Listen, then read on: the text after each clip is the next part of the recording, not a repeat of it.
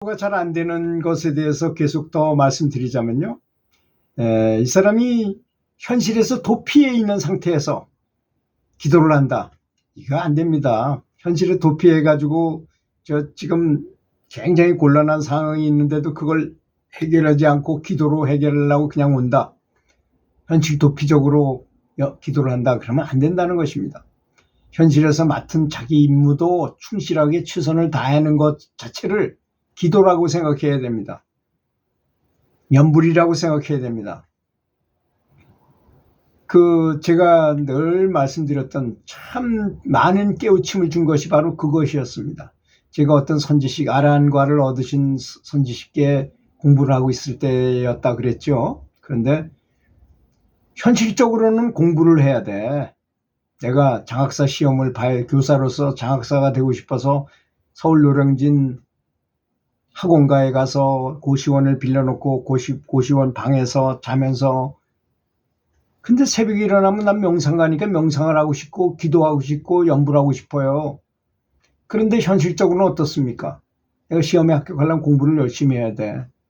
그럴 때 저는 어떻게 생각했느냐, 이 공부하는 거를 연불이라고 생각하자. 그리고 최선을 다해서 집중을 해보자 라고 생각을 하고 공부를 열심히 한 다음에 그 스님한테 전화를 드려요. 그러면 그 스님께서 매일 저를 점검해 주셨는데, 지금 공부가 아주 잘 되고 있습니다라는 말을 이걸 5년 동안이나 들었기 때문에 내가 어떨 때 공부가 잘 되는구나 하는 거를 제가 알았겠죠. 그래서 제가 보증하는 것입니다. 만약에 내가 어떤 업무를 맡아서 해야 될 입장이야. 기도와 업무를 분간하지 마시고 그걸 같은 것이라고 결합을 해가지고 같은 것이라고 생각하고 최선을 다해서 하는 것입니다. 그러면 그것이 기도이라는 것이죠. 그래서 제가 요전에 또 하나 예를 들어서 말씀드렸죠.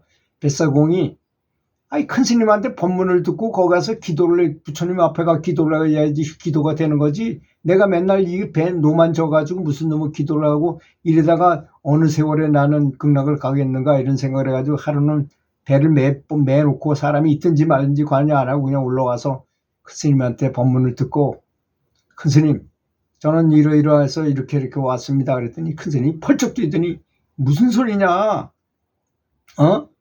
이 법당이 큰 스님 내 앞에서 와서 기도 연불해야만 효과가 있냐, 부처님의 가피는 어디나 다 내리는 것이다. 그리고 당신이 아는 그 뱃사공 많은 사람들을 태워오고 가는 거, 강을 건너주는 것이 정말로 큰 기도다. 그걸 기도라고 생각하고 지금보다 10배, 100배 더 아주 정성을 다해서 연불하면서 노를 저어라.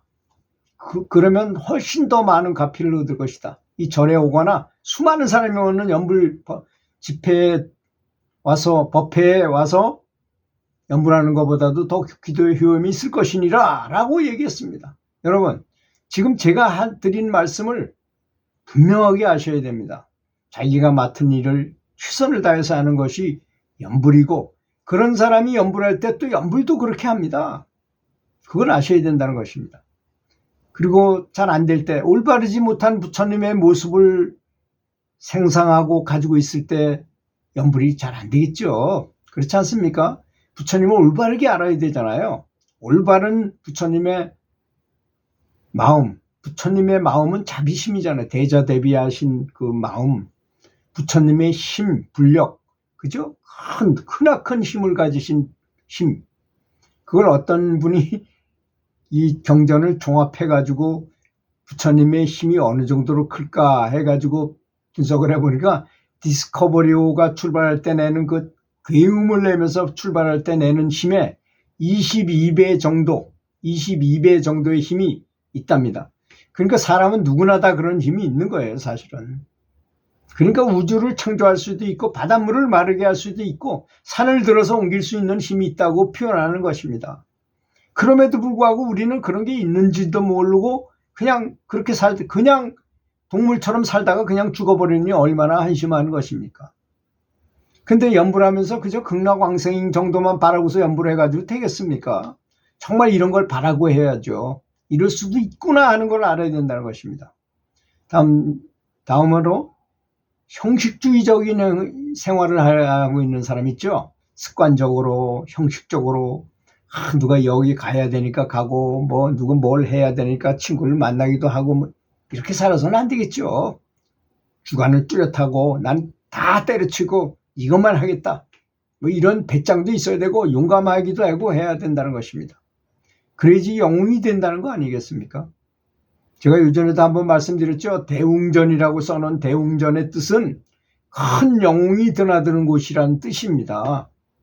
진리를 구하는 사람보다 더 큰 영웅이 세상에 어디 있겠어요. 안 그렇습니까? 내가 연부를 해가지고 기도를 해가지고 큰 영웅이 되겠다라고 생각하는 배짱, 용맹심, 자신감을 가지라는 것입니다. 그 다음에 과신과 교만, 자기 자신을 너무 지나치게 과신하거나 교만한 마음을 가져요.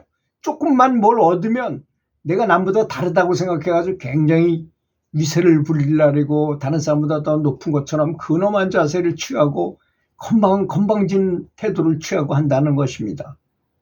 그게 벼가 이삭이 엿물면 이렇게 숙여지듯이 저절로 그렇게 되는 것인데도 불구하고 아니 생각해 보세요. 인과를 아는 사람이라면 내가 많이 알면 알수록 더 겸손해질 수밖에 없는 것이 아니겠습니까? 이건 너무나 지극히 당연한 것이거든요. 만약에 내가 비로 자란 물이다라고 얘기하는데 내가 미륵불에 뭐 화신이다고 큰 소리 땅땅 치는 사람이 있다면 그 사람 무조건 아수라, 무조건 마구니 편이라고 생각해도 괜찮아요. 그럴 수가 없는 것입니다. 아니 부처님께서 야 내가 부처다 너희들 까불지 말아라 이렇게 하셨겠습니까? 부처님이 얼마나 겸손하셨습니까? 또 이교도가 와서 그렇게 욕을 해도 이쪽 귀로 듣고 이쪽으로 흘리는 정도로 또 그랬잖아요. 제자가 와서 그 사람을 죽일 것처럼 눈을 부라리고 화를 내니까 너 사람 죽일 것 같다. 선물을 갖다 놓고 내가 안 받으면 누구 거냐고. 저 사람 거죠. 그런 것이다. 그렇게 열받을 게 뭐가 있느냐 이런 뜻이잖아요.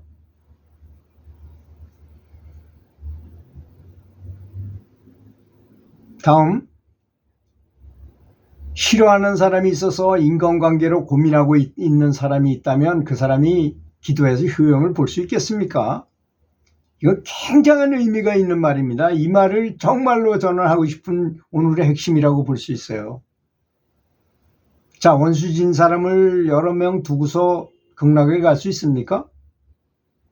전혀 안 될 거 아니겠습니까? 저 사람이 아무리 나한테 잘못하고 나를 괴롭히고 나를 굉장히 구렁텅이에 빠져들였다 하더라도 내가 그를 미워하지 않아. 그것을 용서해. 과감하게 용서해.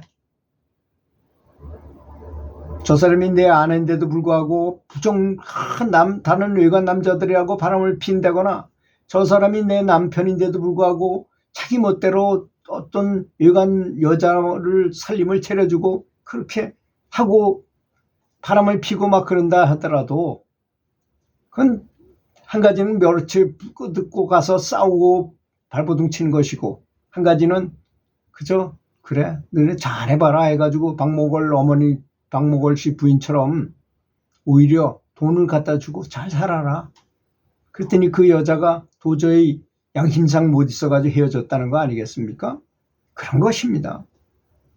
싫어하는 사람이 있으면 안 된다는 것이 기도할 때 반드시 있어야 되는 것입니다. 여러분 싫어하는 사람에 대해서 잘 염불하고 기도해 보세요. 아무것도 아니라는 걸 알게 됩니다. 내일 만약에 내가 죽는다.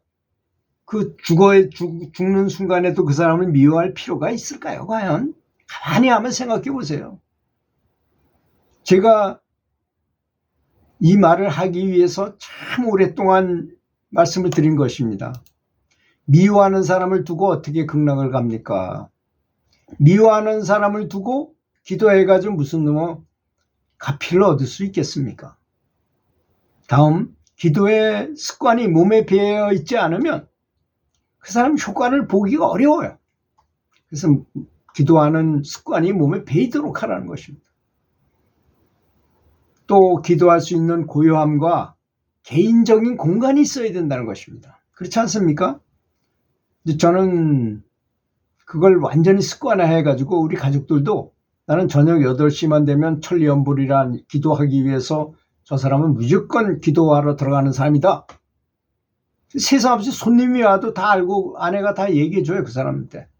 우리 남편은 저 8시만 되면 전국의 많은 사람들과 정신적으로지만 모여가지고 이렇게 고성 건봉사에 모여서 거기에 만일연불의 원불을 원에 모여서 같이 기도하기 위해서 들어간다. 그리고 바로 잠들어 자는 거예요. 그러니까 2시나 3시쯤 일어날 거 아니겠습니까? 그렇게 굉장히 그런 게 필요하더라고요. 습관이 돼야 된다는 거죠. 그 다음에 가장 중요한 말에 또 해당하는 말입니다. 기도에서 오는 기쁨을 실감하지 못할 때 기도는 아주 환심이 들어야 되는 것입니다. 여러분이 만약에 연불 기도를 했는데 즐겁지 않고 행복하지 않다면 무조건 잘못되고 하는 거예요. 잘못한 거예요.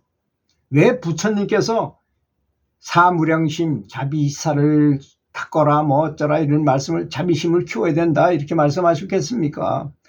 연불은 따로, 자비심 훈련은 따로인가요? 이게 다 한꺼번에 빗바사나는 따른가요? 다 같은 것입니다. 정말 가장 중요한 거는 연불 기도할 때 행복한 마음으로 첫째, 이마를 피고 웃음을 띠고 이 세상에서 가장 행복한 것 같은 표정으로 가장 즐거운 목소리로 스님들이 낭낭한 목소리로 남의 앞을 답을 그런 걸 원하는 게 아니고요. 내가 볼 때 나에게서 나올 수 있는 가장 행복한 소리로. 그래서 저는 그렇게 관세음보살하는 노래에다 맞춰까지도 하잖아요. 물론 그걸 보여드리기 위해서 일부러 그렇게 한 겁니다. 그렇게 하듯이 해라는 의미잖아요, 그것이. 그 다음에 기도에 대한 갈망이 부족하다면 가피를 얻기 어려울 것입니다.